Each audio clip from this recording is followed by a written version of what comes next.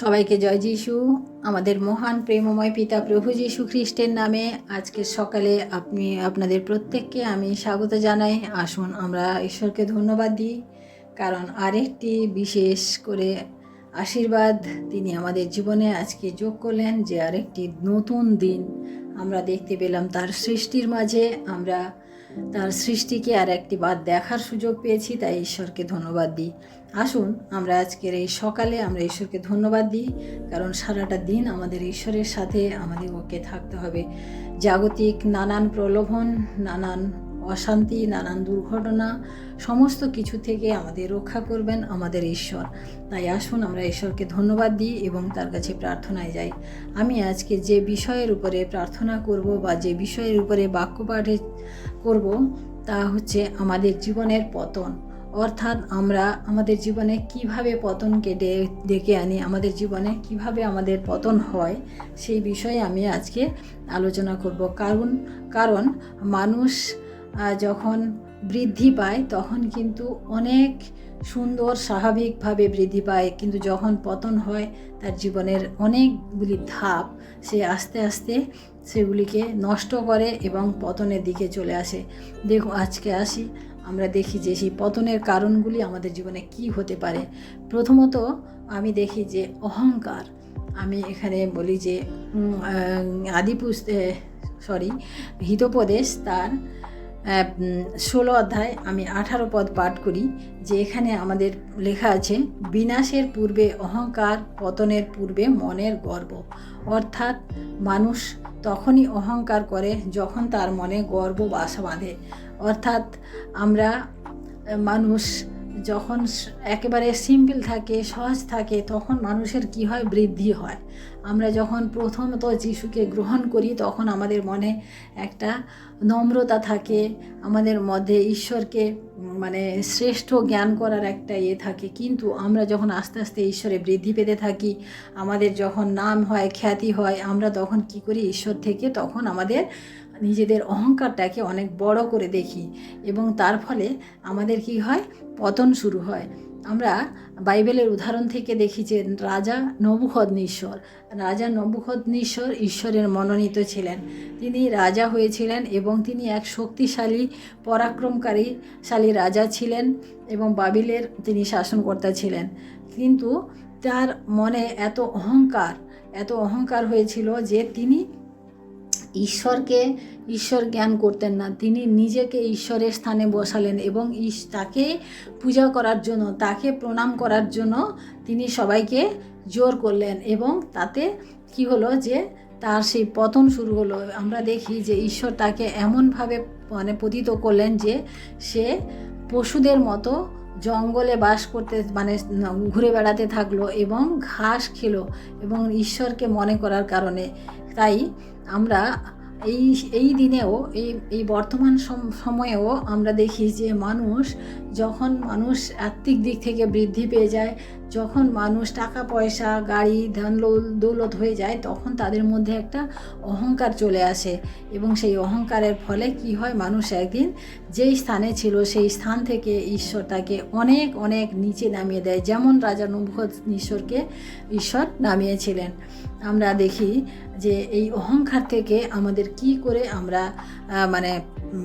কি করে অহংকার থেকে আমরা দূরে থাকবো, সেটা হচ্ছে আমাদের নম্রতা। আমাদের জীবনে নম্রতার খুব প্রয়োজন রয়েছে। আমরা যত বড় কাজ করি না কেন, যত বড় অফিসার হই না কেন, যত বড় পোস্টে আমরা থাকি না কেন, আমাদের নম্রতা আমাদেরকে রক্ষা করে। কারণ ঈশ্বরের বাক্য এখানে বলে, মথি লিখিত সুসমাচার তার 23 অধ্যায় 12 পদে আমরা যখন দেখি, আর যে কেহ আপনাকে উচ্চ করে তাহাকে নত করা যাইবে, আর যে কেহ আপনাকে নত করে তাহাকে উচ্চ করা যাইবে, ঈশ্বরের বাক্য বলে। অর্থাৎ আমরা যখন নিজেদেরকে অনেক উঁচু, অনেক বড় মনে করি, ঈশ্বর বলেন যে আমি তোমাকে নত করব, আমি তোমাকে আরও নিচে নামাবো। তাই আমরা নম্রতাকে যেন আমরা ভরে রাখি। এবং দ্বিতীয়ত আমরা দেখি যে ঈশ্বরকে আমাদের জীবনের সব থেকে প্রথম স্থান দেওয়া দরকার, কারণ ঈশ্বর ছাড়া আমরা এই জগতে কিছু না। তার কারণ তিনি ঈশ্বর আমাদিগকে সৃষ্টি করেছেন, আপন প্রতিমূর্তিতে তিনি আমাদিগকে এই জগতে নিয়ে এসেছেন। তাই প্রিয় ভাই বোনেরা, যে আমাদের জীবনের সমস্ত অহংকার আমাদের ঈশ্বরকে নিয়ে হোক, কারণ তিনি না থাকলে, তিনি না চাইলে আমরা আজকে এই স্থানে থাকতে পারতাম না।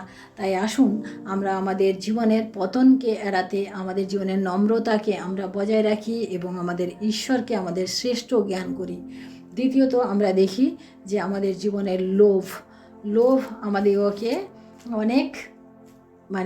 অনেক নিচে নামায়। লোভ আমাদের জীবনে ধ্বংসের কারণ হয়।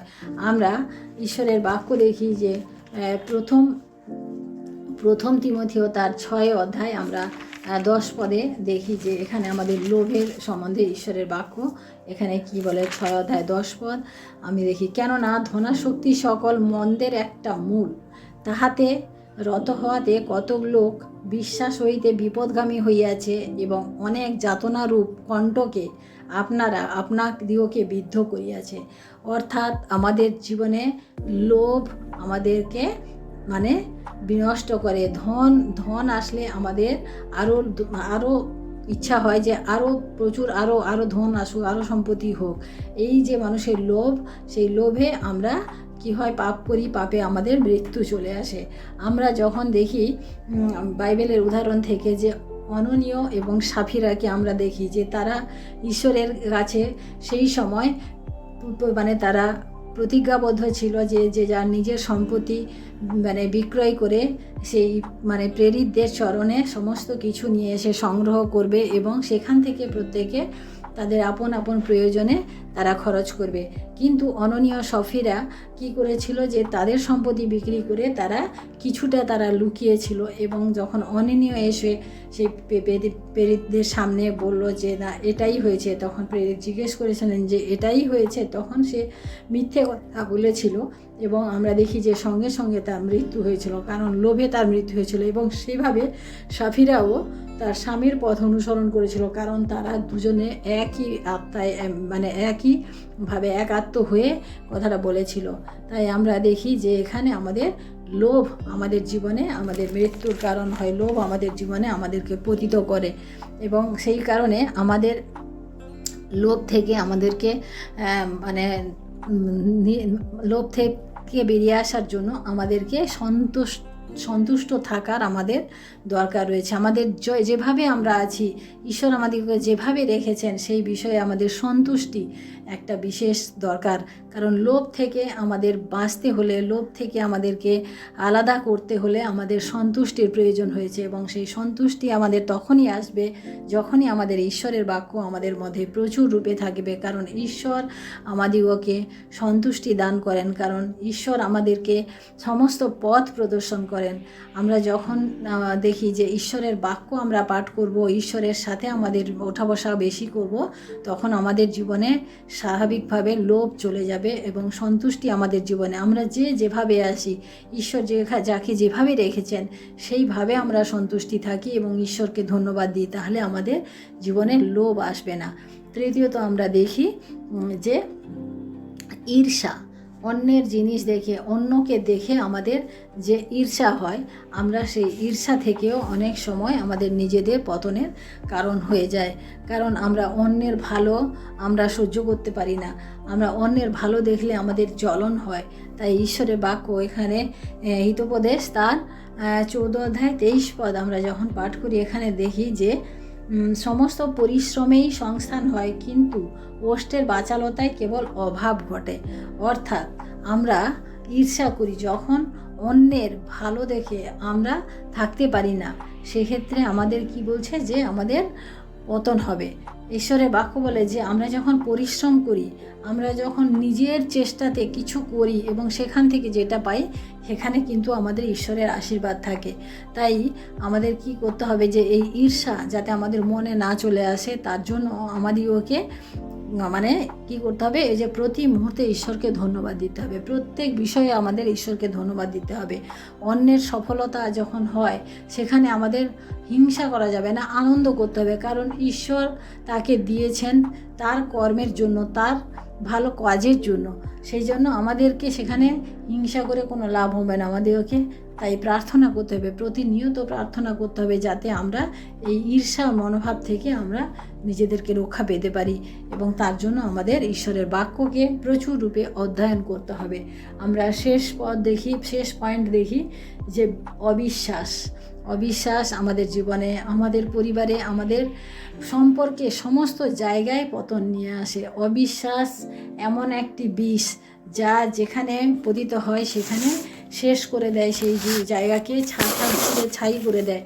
সেই জন্য অবিশ্বাস আমরা যেন না করি। আমরা ইব্রিয় বাক্য তার 11 অধ্যায়, ইব্রিয় পুস্তকে তার 11 অধ্যায় 16 পদ যখন আমরা পাঠ করি, সেখানে আমরা দেখি যে অবিশ্বাস সম্বন্ধে বলেছে এখানে, কিন্তু এখন তাহারা আরও উত্তম দেশের অর্থাৎ স্বর্গীয় দেশের আকাঙ্ক্ষা করিতেছেন, এই জন্য ঈশ্বর তাহাদের ঈশ্বর বলিয়া আখ্যাত হইত। তাহাদের বিষয়ে লজ্জিত নয়, কারণ তাহারা তাহাদের নিমিত্ত নগর প্রস্তুত করিয়াছেন। আমরা এখানে দেখি যে আমি ভুল পদ পড়লাম, আমি ইব্রিয় 11 অধ্যায় তার 6 পদ পাঠ করতে গিয়ে 16 পদ পাঠ করেছি, আমি 6 পদ এখানে বলে যে কিন্তু বিনা বিশ্বাসে প্রীতির পাত্র হওয়া কাহারও সাধ্য নয়, কারণ যে ব্যক্তি ঈশ্বরের নিকটে উপস্থিত হয় তাহার ইহা বিশ্বাস করা আবশ্যক যে ঈশ্বর আছেন এবং যাহারা তাহার অন্বেষণ করে তিনি তাহাদের পুরস্কারদাতা।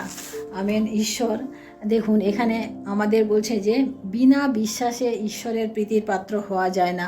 আমরা ঈশ্বরকে যদি বিশ্বাস করি তাহলে আমরা ঈশ্বরের প্রতি আমাদের যে বিশ্বাস সেটা যদি আমরা রাখি তাহলে আমরা ঈশ্বরের প্রীতির পাত্র হব, এবং তিনি বলছেন যে আমাদের সমস্ত কিছু তিনি আমাদেরকে পুরস্কার হিসাবে দেবেন। আমরা বাইবেলের একটা উদাহরণ এখানে দেখি যে ইসরায়েল জাত যখন মিশর দেশ থেকে কনান দেশের উদ্দেশ্যে রওনা হয়েছিল, তাদের বিশ্বাস রাস্তায় কতবার টলমল হয়েছিল, এবং তার জন্য তাদেরকে কী করতে হয়েছে, 40 বছর প্রান্তরে কাটাতে হয়েছিল, কারণ তাদের শুধু ছিল অভাব, বিশ্বাসের অভাব ছিল।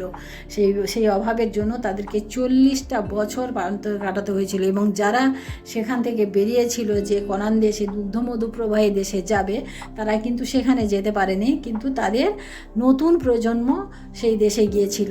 তাই বিশ্বাস আমাদেরকে অনেক ঈশ্বরের অনেক কাছাকাছি নিয়ে যায়। এবং সেই বিশ্বাস আমরা দেখি যে বিশ্বাস এমন একটা জিনিস যেটা আমাদের শুধু ঈশ্বরের সাথে নয়, আমাদের পারিবারিক পরিবারে এবং আমাদের সামাজিক রিলেশানে আমাদের বিশ্বাস কিন্তু অনেক মূল্যবান। আমাদের এখন বর্তমান যুগে আমরা যেটা দেখি যে স্বামী স্ত্রীর মধ্যে বিশ্বাসের অভাবে কত পরিবার নষ্ট হয়ে যাচ্ছে, কত পরিবারে ডিভোর্স হচ্ছে, কত পরিবারে সন্তানরা আলাদা হয়ে যাচ্ছে, পিতামাতা আলাদা হয়ে যাচ্ছে।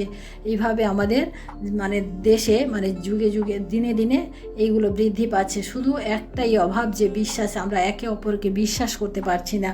তার জন্য তাই আমাদের বিশ্বাসের জন্য কি করতে হবে, বিশ্বাসের অভ্যাস করতে হবে। আমাদের সামনে ঈশ্বর যে দিয়েছেন, যাকে দিয়েছেন তার উপরে আমাদের নির্ভর করতে হবে, বিশ্বাস করতে হবে। এবং তার জন্য আমাদের কি করতে হবে, প্রতিনিয়ত বাইবেল পাঠ করতে হবে, কারণ বাইবেল আমাদেরকে আমাদের চলার পথে সমস্ত রকম রাস্তা বাইবেল আমাদের দেখিয়ে দেয়। এবং আমাদের কি করতে হবে যে নিয়মিত আমাদেরকে প্রার্থনা করতে হবে এবং ঈশ্বরের সাথে আমাদের প্রতিনিয়ত যোগাযোগ করতে হবে এবং ধৈর্য ধরতে হবে। সবথেকে বড় কথা হচ্ছে বিশ্বাস আমাদের ধৈর্যের পরীক্ষা করে, সেই ধৈর্যকে আমাদের ধরে রাখতে হবে। ধৈর্য যদি আমাদের না থাকে তাহলে বিশ্বাস থাকবে না। তাই প্রিয় ভাই বোনেরা, আজকে আমরা দেখলাম যে আমাদের জীবনে কেন পতন হয়, কেন আমরা পড়ে যাই বারবার। তার কারণ হচ্ছে এইগুলি আমাদের জীবনে যখন অহংকার আসে, আমাদের জীবনে যখন লোভ আসে, আমরা যখন ঈর্ষা করি, আমরা যখন অবিশ্বাস করি, এই 4টি বিশেষ কারণের জন্য আমরা পতনে পতিত হই। তাই আসুন প্রিয় ভাই বোনেরা, আজকে আমরা প্রার্থনায় যাই এবং ঈশ্বরের কাছে এই প্রার্থনা করি যে এই প্রভু আমাদের এই জিনিসগুলো আমাদের জীবনে ধরে রাখতে সাহায্য করো, এইভাবে আমাদের চলতে তুমি সাহায্য করো। Hallelujah, hallelujah, hallelujah. মহান প্রেমময় পিতা, তোমার মহান নামে ধন্যবাদ প্রশংসা করি প্রভু। আজকের এই সুন্দর সকালে আরেকটি বার প্রভু তোমার এই সুন্দর বাক্যের মধ্য দিয়ে প্রভু আসতে পেরেছি, তাই তোমায় ধন্যবাদ দিই পিতা। পিতা গো, আমাদের জীবনে পতনের যে কারণ আমরা আজকে পাঠ করলাম না, আমরা তাই তোমার চরণে রাখি প্রভু। এই সমস্ত কারণ প্রভু থেকে আমাদেরকে রক্ষা করো প্রভু, কারণ আমাদের জীবনে এই সমস্ত জিনিস যখন চলে আসে প্রভু, আমরা তখন তোমার দৃষ্টিতে পতিত হই প্রভু, এবং তোমার দৃষ্টিতে পতিত হওয়া মানে প্রভু আমাদের জীবনের পথেও আমরা পতিত হয়ে যাই। তাই তোমায় ধন্যবাদ করি প্রভু, আমাদিগকে সাহায্য করো, আশীর্বাদ করো, এবং এই বাক্য অনুযায়ী আমাদিগকে চলতে তুমি সাহায্য করো। সমস্ত প্রিয় ভাই বোনকে তুমি আশীর্বাদ করো, প্রত্যেকের জীবনে তুমি আশীষ করো, এবং এই বাক্যের দ্বারা প্রত্যেককে আরেকটি বার উৎসাহিত করো। সমস্ত মহিমা গৌরব প্রশংসা প্রভু তোমাকে দিয়ে আজকের এই দিনের ভার তোমার হস্তে রেখে এই বিনতি প্রার্থনা চাই আমাদের মুক্তিদাতা ত্রাণকর্তা প্রভু যীশু খ্রিস্ট তোমারই নামে, আমেন। সবাইকে জয় যীশু। সবাই ভালো থাকবেন, সুস্থ থাকবেন। আমার চ্যানেলটিকে এখনও যদি কেউ সাবস্ক্রাইব না করে থাকেন, প্লিজ প্লিজ প্লিজ সাবস্ক্রাইব করে আমাকে হেল্প করুন, আমার সাথে থাকুন, যাতে আমি আরও পরবর্তীতে আপনাদের দ্বারা উৎসাহিত হয়ে আমি আরও ঈশ্বরের বাক্য আপনাদের সামনে পৌঁছে দিতে পারি। জয় যীশু সবাইকে।